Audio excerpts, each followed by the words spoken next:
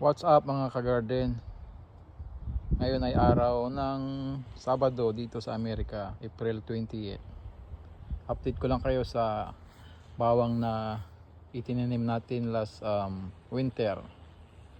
Ito sila, oh, lalaki na.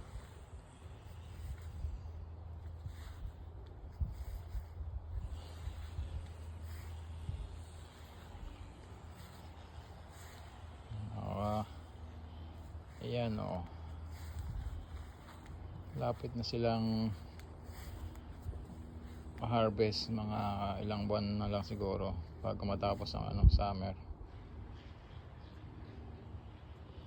Dito lang yan sa natin, maliit na yard natin sa gilid ng ng fence.